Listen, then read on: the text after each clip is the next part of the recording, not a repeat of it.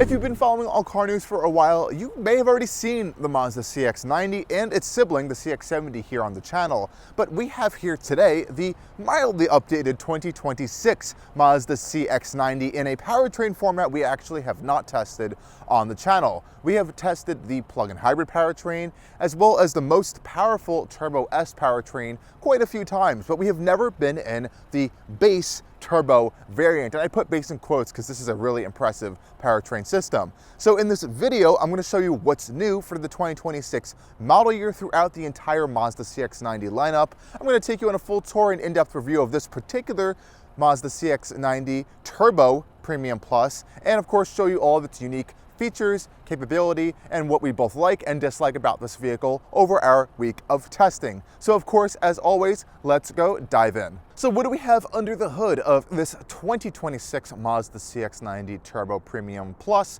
Well, we have a familiar but mildly different powertrain than what we are used to on this channel. If you don't know the CX-90 lineup, we have the Turbo, there's the plug-in hybrid, as well as the Turbo S.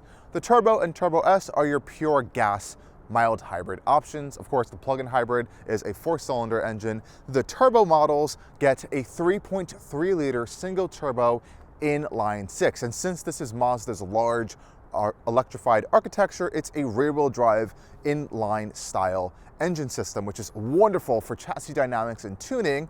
And I love this engine so much in the Turbo S. That makes a little bit more power than this one, but here we still get around 280 horsepower and 332 pound-feet of torque. And the best part about this for the turbo lineup is that you don't need premium fuel. This runs on 87 octane. So you can put in premium, you're not gonna get any power difference in this particular engine, but that's a really healthy power output with just regular unleaded fuel. That is really nice when it's going to come at the pump. You're not going to be spending a lot more money. Now, the amazing part about this powertrain system, and one of its standout factors in this pretty much entire class of vehicle, is that it's a 48-volt mild hybrid. Mazda designed this architecture in mind with really drawing from what the premium luxury German automakers are doing with their longitudinal rear-wheel drive architectures. They're mild hybriding it, and that is what Mazda did here. Here we have around a 0.33-ish kilowatt-hour battery pack, and that is fueling this 48-volt mild hybrid system, which uses an electric motor sandwiched between the engine as well as the Mazda eSkyactive 8-speed automatic gearbox. Now that motor actually helps with a few different things. It acts as an integrated starter generator to make seamless transitions on auto stop-start movements when you come to a stop, and even on the highway it shuts off just for a few seconds to save some fuel. It's amazingly smooth. You'll never really know it even turns off. We also have a regular starter generator, a starter on this vehicle if that ever were to go wrong, or just for a redundancy as well, which is really nice. And this system produces an extra boost. So Mazda calls this their M hybrid boost. That makes around an additional 16.6 horsepower and around 113 pound-feet of torque combined with this whole system. So you get a little bit of some extra electric torque boost fill in there, which is really, really nice feature. So the changes for the 2026 model year really comes down to the overall packaging and some visual and technological enhancements over the previous model years. So as we see right here, we have this 2026 CX-90 Turbo Premium Plus. As base MSRP, this one starts around the $50,000 range. As tested with the destination included, it's around $52,000-ish. But of course, you don't have to go for this model. The CX-90 lineup for 2026 starts at around $38,000 with this exact same engine, power output, 48-volt mild hybrid system, and that Turbo Select model, the entry-level variant, comes very well equipped with things like leatherette and lots and lots of features. Upgrade just a little bit to the Turbo Preferred, you're gonna get way more stuff, like larger displays, wireless CarPlay, a little bit more safety features, a little bit more packaging stuff on the interior. But the model that I think is one of the most interesting ones in the CX-90 lineup to get is the new Premium Sport. Now this can be had in either the Turbo or the Turbo S, and this one's gonna get you blacked out trim, so you're gonna get a blacked out grille with a unique sport mesh design, blacked out exterior trim. You're also gonna get blacked out Mazda logos as well. But overall, it really comes down to the packaging, and of course there is still the Turbo S engine, which gets a little bit more power, and the Turbo S Premium Plus unlocks a little bit more specialness, luxury, full body color painted as well. So on this particular Turbo Premium Plus, not the Turbo S or the plug-in hybrid Premium Plus, we're going to be getting this gorgeous rhodium white metallic paint finish, which you can get on other Mazda models, but we're not going to be getting the full body color trim that you can get on the Turbo S Premium Plus. Since we do have a Premium Plus gas model, we do get the full gorgeous daytime running lights. So you get the full illuminated daytime running light up here, as well as this piece over here, and they are gorgeous at night. And we get the full width tail lights as well. That's something you do not get on the Premium Plus plug-in hybrid models. It's a little bit confusing, all these different packaging stuffs throughout the lineup, so definitely take your time to go through the Mazda configurator and see what you like and dislike. Now, looking at the wheel and tire combination for this 2026 CX-90 Premium Plus here, we have these really nice 21-inch wheels that are unique to this model. So I really like this kind of dark gunmetal-ish design.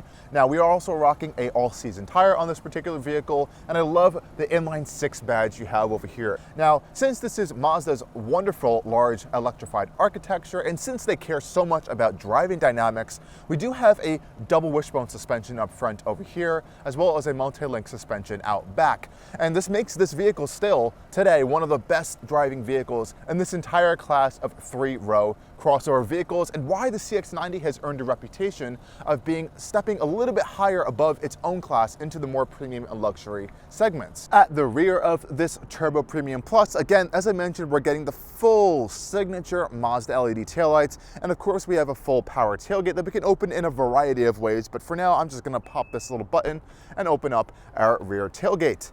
Storage-wise in the Mazda CX-90, you're going to get around just under 15 cubic feet of cargo space behind the third row. With that third row folded down, you're going to get around 40 cubic feet of cargo space, and then fold down that second row, you're going to get well north of 70 cubic feet of cargo space. So this is still a very capable vehicle. I would say overall the load floor is generally on the lower side, and we have a generally quite large opening, just if you're stacking stuff a little bit higher. Since this isn't a boxy vehicle and it's very gorgeously styled, we have a little bit of a slant right over here, so that can make stacking things high over here a little bit more of a challenge if you are looking to do something like that. But otherwise, you can just fold all the seats down and get a lot of cargo space. Lifting up our floor over here, we're not going to find much. We do have a spare tire on this vehicle as well, which is a nice touch. And we do have plenty of cargo accessories you'll find on Mazda's website. This vehicle is also getting a 120-volt outlet on the side over here for additional usage, as well as a 12-volt socket over there, which is nice. Coming over to our door here, let's see how wide our door opening angle is. Whoa, I love how Mazda CX-90 and 70 have a colossal rear door opening angle. It opens pretty much at a 90-degree angle, and I always like to see this on vehicles as it helps to see how easy it is to get into the rear seats. And I'm really happy to see that Mazda is still including this manual sunshade over here, so you can put this up and have a little bit more additional protection in addition to your rear privacy glass on these rear windows. But of course, we want to see if I can fit in this third row, and as you see, as configured, we have the full 8-passenger setup here. So we got a second row bench as well as a third row bench, both with 3 seats. Before hopping in this third row, we can press this button right here to get up really quickly, but we also have adjustments as well, and we even have a lever back here we can pull to almost like recline this bench seat, which is actually a really nice touch. But the button makes it really easy. You just press this, it launches forward, and you can push the seat forward to get access to this third row seats. We have some rubberized areas down here so you can kind of step on. It almost looks like steps to get into this vehicle, which is kind of funny. And we have a little bit of this kind of grab point here, so getting in and out of this third row is a little bit on the easier side.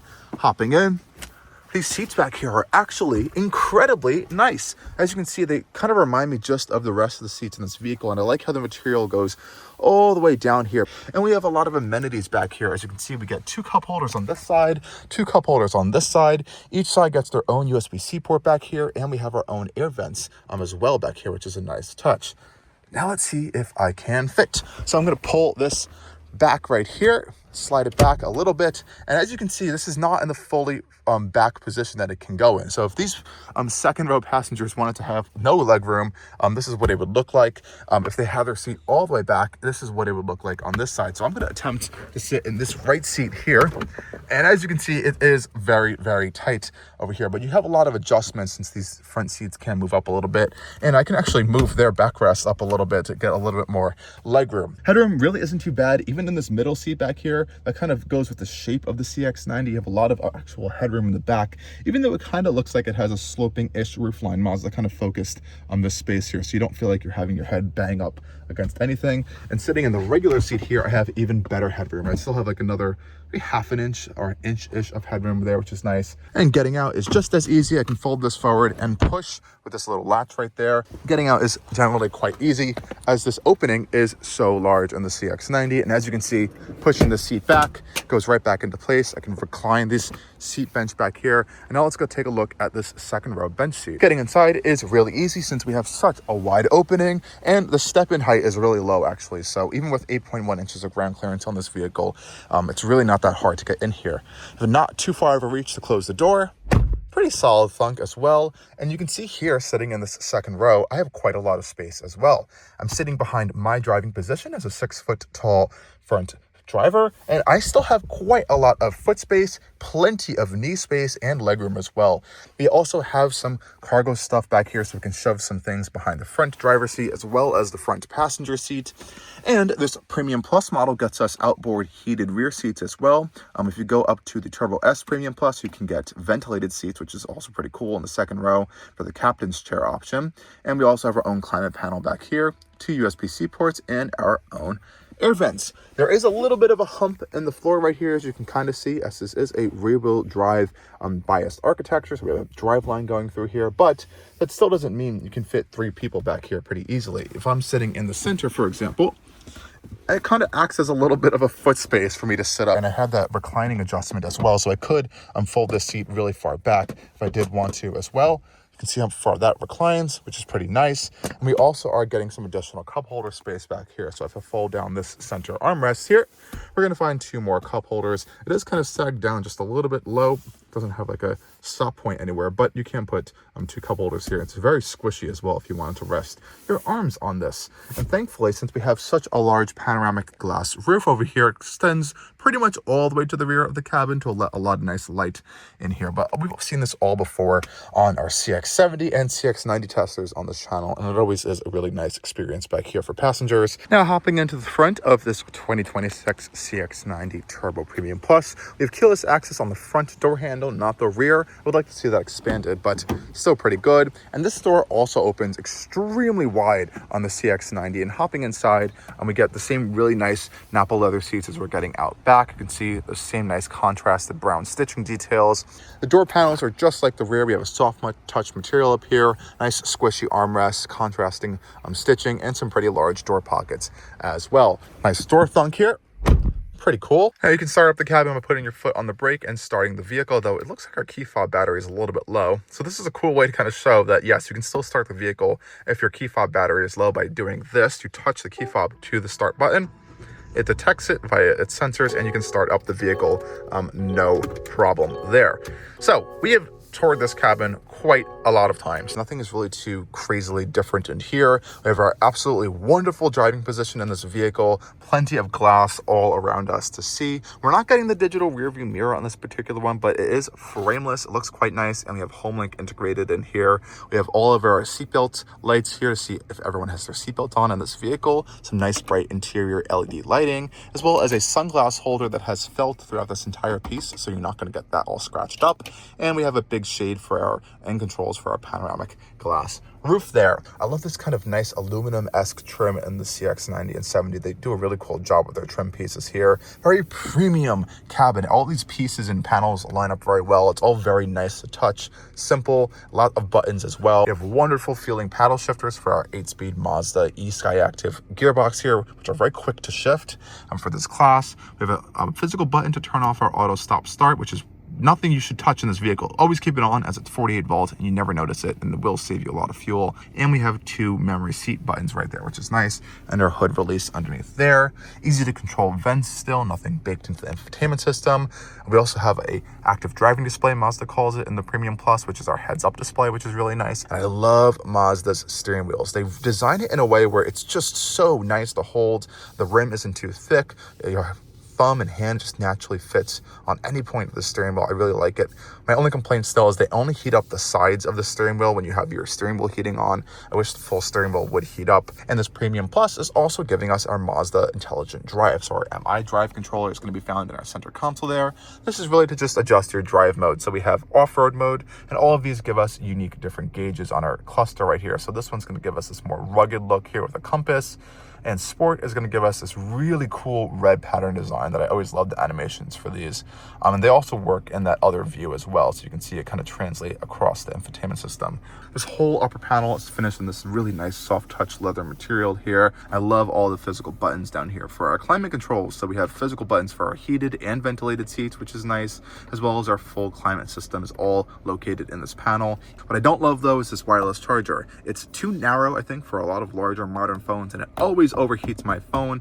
Thankfully, in the infotainment system, in the settings panel, you can actually disable it, which I always do because it just doesn't work, and I end up just using the USB-C ports in this vehicle. We do have a 12-volt outlet here as well, and this hugely gorgeous center console area. I love how Mazda keeps a traditional style shifter in their vehicles as well.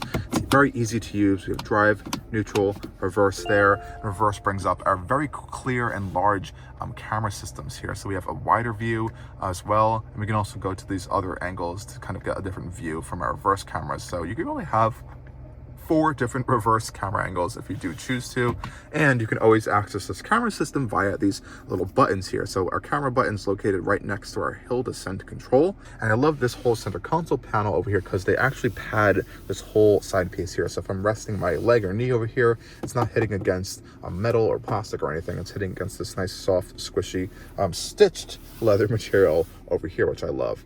Also over here, we're going to find a cover, which I like that Mazda does a cover still for our cup holders here. So we have 2 cup holders, pretty nice, decent size, and I do like that you can cover it because you kind of get this full, nice, clean effect with the center console.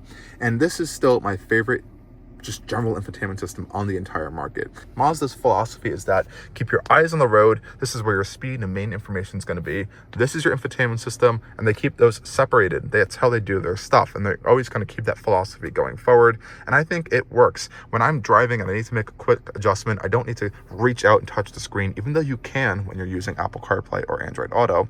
But in Mazda's native infotainment, you just use this little scroll wheel and you can keep your eyes on the road while driving. And once you kind of get really used to this very simple system here, it's just simple muscle memory, and you just kind of cycle through all the screens you need to. We have our energy flow monitor here to see what's going on with our 48-volt mild hybrid system, for example, and opening up our dual fan style center armrest controls here. Those are very nicely padded and stitched, and I love how they still do this dual fan opening here. We have a pretty shallow center console storage space. I wish this was a little bit deeper. You can see my one sunglass kind of takes up almost the full height of this thing. But we do get 2 USB-C ports here, as well as the SD card slot down here for our Mazda built-in navigation system.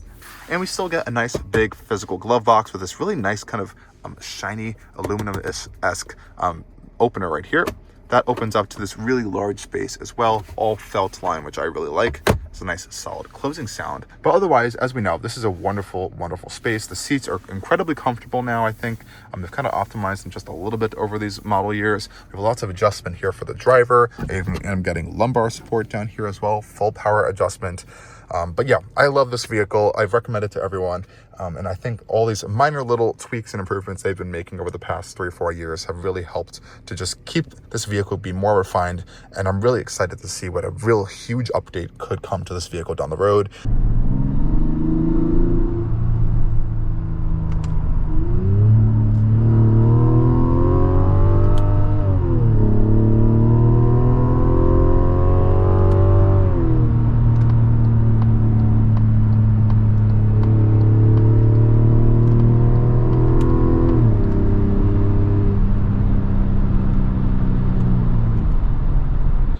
So, driving around town in this 2026 Mazda CX-90 Turbo Premium Plus, It's a wonderful experience as usual. Now, I did notice for this 2026 model year, especially with this particular 20-inch tire, this overall suspension feels a little bit more cushy than it once did before. Not to say that it feels like soft or like there's some wobbly body movements whatsoever, but it does feel not as crashy and hard, especially as the first CX-90 that we drove almost like 2 or 3 years ago now, which is pretty crazy.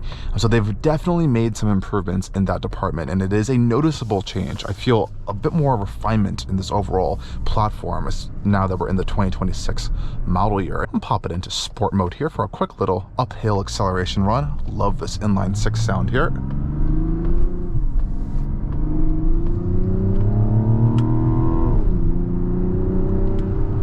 Oh, this engine is just magnificent. This is the engine you want to go for in the CX-90 and the CX-70. Yes, you can get the plug-in hybrid, but let me tell you, you're going to want this inline-6. I think it gets honestly around the same-ish miles per gallon as that plug-in hybrid. I think long-term it's going to be a little bit more reliable for you, and I think on a daily basis, this is all you need. You got a lot of low-end torque. It sounds fantastic, and you still have this 48-volt mild hybrid system to bring you to a really smooth stop in stop-and-go situations. It coasts and shuts off on the highway. The engine turns on without you really even knowing, thanks to this 48-volt system. It's just pretty much exactly how BMW and Mercedes build their 48-volt systems. It's really, really good. The only unsmooth part still, even with this 2026 model year, is the second gear of this Mazda designed eSkyactive 8-speed automatic gearbox. Now that 48-volt motor powers an electric motor that is sandwiched in between the gearbox and the engine, which is in there. So there's a little bit of some funkiness that occurs in every single one of these vehicles in second gear. It's a little, and it's really only when you're flooring it on it a little bit, kind of have like this almost grinding or kind of coarseness to the powertrain. Everyone says it's an issue. It really, I think, is just how these things are designed and built. I think it will be smoothed out over time.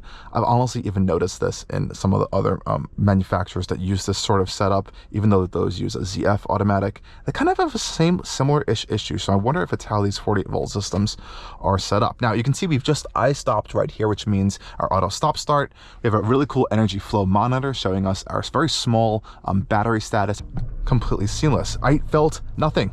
You only really just hear the engine turn on just a little bit in the background, and there's no startup noise or any vibrations associated with it because it's an electric starter generator that's integrated with this whole system, which is just so cool. Oh gosh, this engine is just a wonderful sound. Now we also have something called M Hybrid Boost. So that's going to add like an additional, I think, 16 horsepower and around like 113 pound-feet of torque from the electric motor to the engine when you're really on it in harder acceleration conditions, like in sport mode. And it'll say a little boost thing there, which is really cool. So I like the other added benefit of this mild hybrid system here. Sport gauges give you a nice red accent, and it even works when we're in our more assisted view here, which is nice. And in sport mode, this vehicle really transforms itself. The gearbox is much more responsive. Shifts themselves, if you choose to manually do so, are quick. Nice inline-6 sounds. This engine just makes a wonderful sound, and you can see going through these gears really rapid, actually, which I quite like, especially for a vehicle in this class. You got to think of the context here. This is a 3-row, mid-size SUV that's meant to carry people around. Most of these are pretty boring and kind of dull at their day-to-day experience. This is not. This blends a lot of stuff that you're getting from the more premium brands into this segment of vehicle, and this whole package, powertrain wise, you can get for around 39 to 38 grand, which I think is just a wonderful thing that Mazda still does for us. Passing power is really strong here.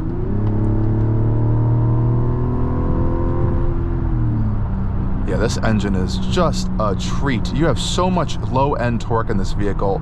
You really just kind of get up to speed so quickly and effortlessly. It really is no issue. So if you want a little bit more power, you can step up to that Turbo S. But this one, I think, is really impressive. Alone, 280 horsepower, like I mentioned, and this is all on 87 octane fuel, regular gas here in the US.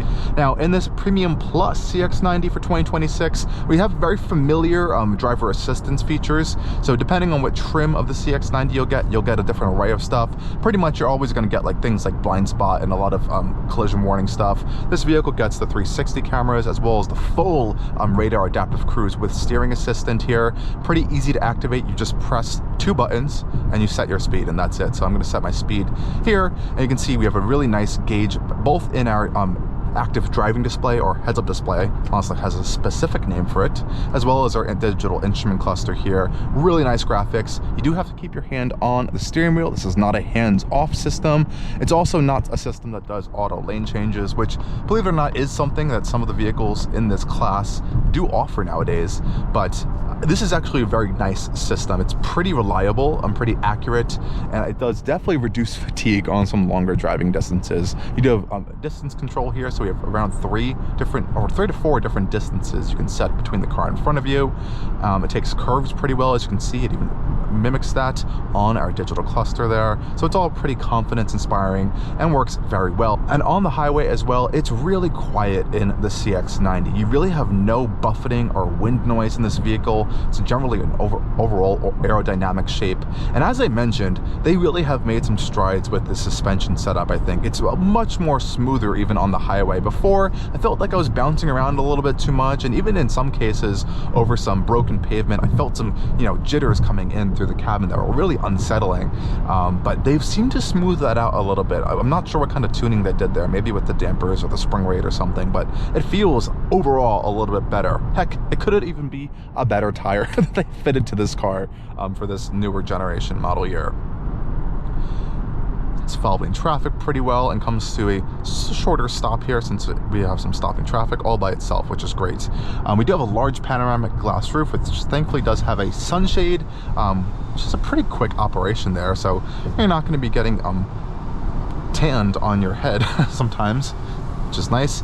Our sun visors are pretty big as well, cover quite a lot of space, and if I don't break my camera there, they do slide to cover pretty much the entirety of the window, which I really like. So really got a lot of nice sun coverage there. You can also disable this stuff and actually just use this steering assistant if you don't want to use the adaptive cruise control. You can also see it just I-stopped right now. So we're now coasting with the engine off on the highway. And the second it detects that, oh, you may need power, you're coming out of a corner, it's gonna turn the engine on before you even have time to think. So it already turned it on for me right there. It sees we're coming into, I guess, stopped traffic as usual on these videos. But it's a really, really smooth 48-volt system. I wish more automakers would integrate this. But overall, as I step out of a CX-90 or 70 in this case, I love this vehicle. I recommend it to everyone that I can. I've already had 2 family members purchase one out of my recommendations, and they always all go for the Inline-6, as I think everyone should. It's really comfortable. It's incredibly spacious. It may not be the biggest amount in terms of cargo space in the class, but for a Inline-6 rear-wheel drive biased architecture that can fit 8 people, feels very premium and drives well, there really is not a lot of stuff in this class that can do just so. As always, guys, thank you for joining me on yet another video over here at Allcarnews, and please like, subscribe, and follow for more coming soon. Cheers.